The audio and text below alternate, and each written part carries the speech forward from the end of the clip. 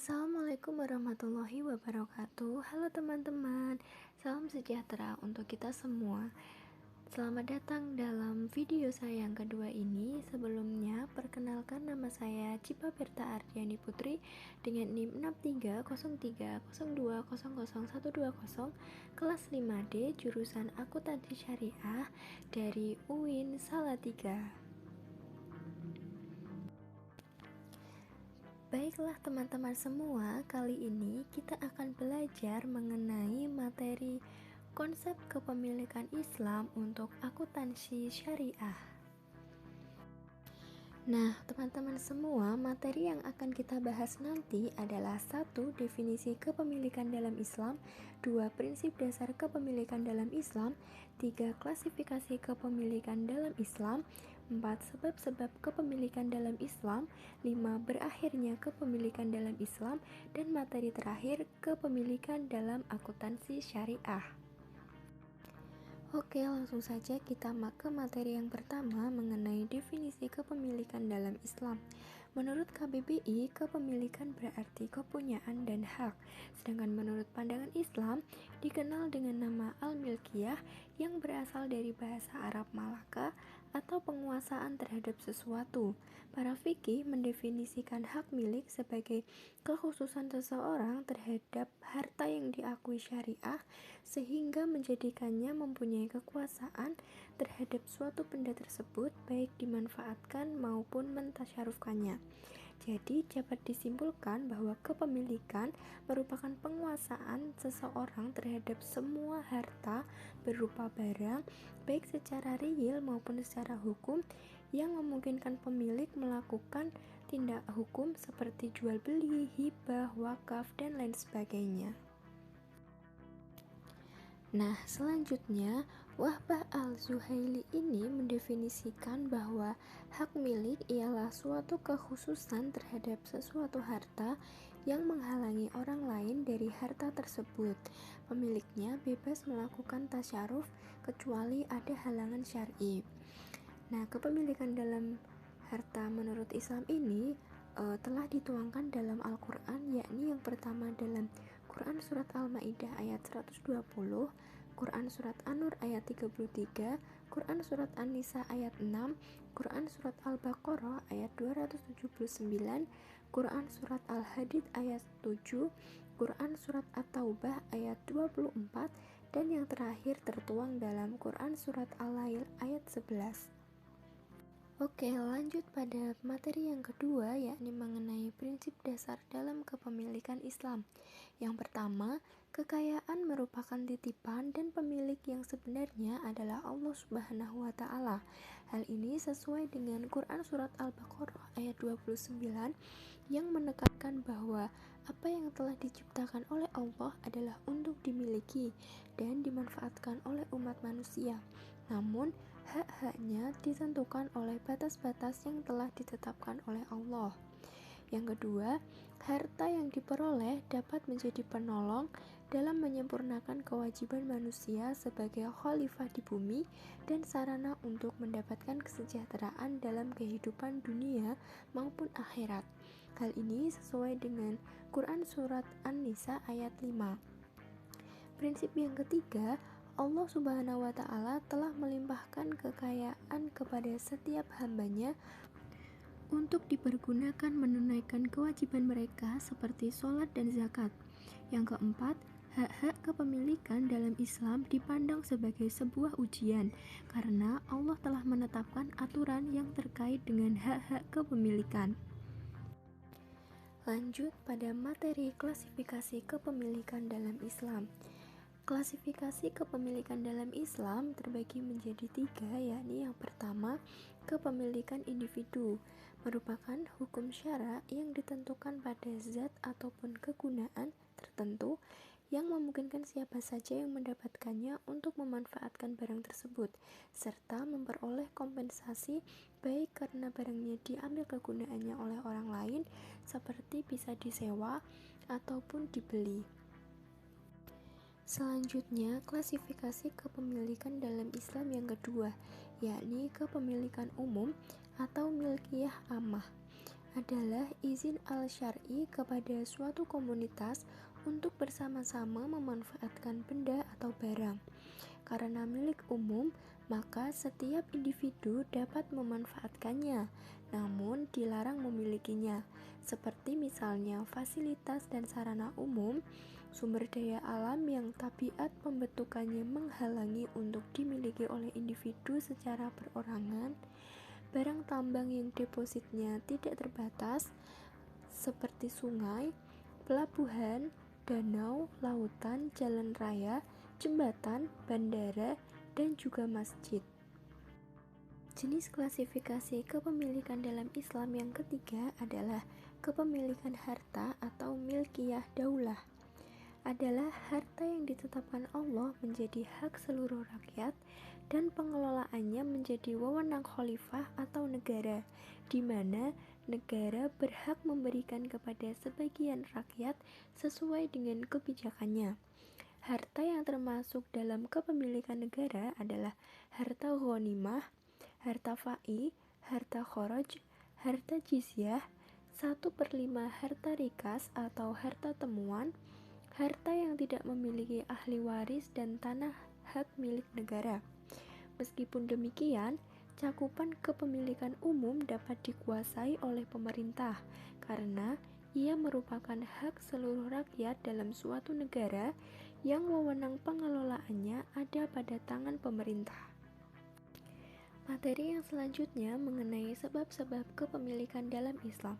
Menurut syariat Islam, terdapat 5 sebab kepemilikan. Yang pertama, bekerja.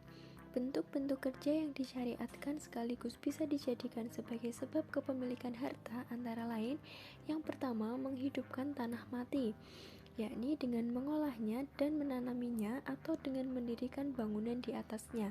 Yang kedua, menggali kandungan bumi yang merupakan harta yang dibutuhkan oleh jamaah atau rikas dan tertuang dalam Quran Surat Yasin ayat 33. Yang ketiga, berburu. Hal ini tertuang dalam Quran Surat Al-Maidah ayat 96. Yang keempat, makelar, yakni bekerja untuk orang lain dengan upah, tertuang dalam Quran Surat Yunus ayat 72. Yang kelima, syirkah, yakni sebuah transaksi dua orang atau lebih untuk melakukan kerjasama. Dan yang terakhir, ijarah, dan sesuai dengan Quran Surat At-Talaq ayat 6. Sebab kepemilikan dalam Islam yang kedua adalah waris. Waris termasuk dalam kategori sebab atau cara untuk memiliki harta karena waris adalah sarana untuk membagikan kekayaan yang dimiliki oleh seseorang semasa hidupnya agar tidak mengumpul. Maka sebelum kematian orang tersebut, harta harus dibagikan atau didermakan kepada orang lain. Yang ketiga, kebutuhan akan harta untuk menyambung hidup. Cara untuk memenuhinya bisa dilakukan dengan bekerja. Jika tidak mampu, maka negara yang harus mengusahakan pekerjaan untuknya. Sebab yang keempat, yakni pemberian harta negara kepada rakyat. Pemberian ini diberikan untuk rakyat yang kurang mampu memenuhi hajat kehidupan, dan hal ini diambil dari bait al-mal sebagai zakat. Sebab yang kelima, yakni harta yang diperoleh tanpa kompensasi harta dan tenaga. Dalam hal ini, yang termasuk dalam sebab kategori kepemilikan adalah perolehan individu. Memasuki materi yang kelima, yakni berakhirnya kepemilikan dalam Islam. Sebab berakhirnya kepemilikan menurut fuqaha yaitu: yang pertama, pemilik meninggal dunia sehingga seluruh miliknya berpindah tangan kepada ahli warisnya. Yang kedua, harta yang dimiliki itu rusak atau hilang, habisnya masa berlaku pemanfaatan atas sesuatu. Dan yang ketiga, barang yang dimanfaatkan rusak atau hilang dan orang yang memanfaatkannya telah meninggal dunia. Memasuki materi yang terakhir, yakni materi kepemilikan harta dalam akuntansi syariah. Pengertian dari aset atau harta merupakan sesuatu yang dimiliki dan yang mempunyai manfaat dan berguna bagi kehidupan manusia. Harta dalam bahasa Arab disebut al-mal dan bentuk plural atau jamaknya adalah al-amwal, Dan secara etimologi, kata al-mal berarti condong, miring, dan juga berpaling. Dalam Muhtal al-Kamus dan Kamus al-Muhtih, kata al-mal diartikan sebagai apa saja yang dimiliki. Dalam Mu'jam al-Wasit, mal itu adalah segala sesuatu yang dimiliki seseorang atau kelompok seperti perhiasan, barang dagangan, bangunan, uang, dan juga hewan. Sedangkan menurut Abdul Salam Al-Abadi dalam Muhammad Jamhuri, kepemilikan sebagai hak khusus manusia terhadap barang yang diizinkan untuk memanfaatkan dan mengalokasikannya tanpa batas. Materi selanjutnya mengenai prinsip kepemilikan berdasarkan akuntansi syariah. Terdapat 5 prinsip, yakni yang pertama, prinsip persaudaraan, bahwa transaksi tersebut merupakan harmonisasi kepentingan, saling tolong-menolong, dan juga memberikan manfaat. Prinsip yang kedua yakni prinsip keadilan, menyatakan tempatkan sesuatu pada tempatnya, memberikan sesuatu kepada yang berhak untuk menerimanya. Implementasi dari keadilan adalah prinsip muamalah yang melarang adanya unsur riba, zolim, maisir, gharar, dan juga haram. Prinsip yang ketiga yakni prinsip kemaslahatan, menekankan pada unsur kepatuhan syariah atau halal serta bermanfaat dan membawanya pada kebaikan atau thayyib dalam semua aspek. Yang keempat yakni prinsip keseimbangan, menyatakan adanya keseimbangan, misalnya keseimbangan antara materi dengan spiritual, privat dengan publik, sektor keuangan dengan sektor real, kepentingan bisnis dengan sosial, serta pemanfaatan dan pelestarian. Prinsip yang kelima yakni universalisme, artinya dapat dilakukan oleh siapa saja oleh pihak-pihak yang berkepentingan atau stakeholders dengan tidak membedakan suku, agama, ras, dan golongan sesuai dengan semangat kerahmatan semesta atau rahmatan lil alamin. Slide selanjutnya mengenai materi pengakuan aset dalam akuntansi syariah. Pengakuan aset dalam akuntansi syariah adalah aset yang dimiliki secara halal, artinya halal secara zatnya dan halal cara memperolehnya.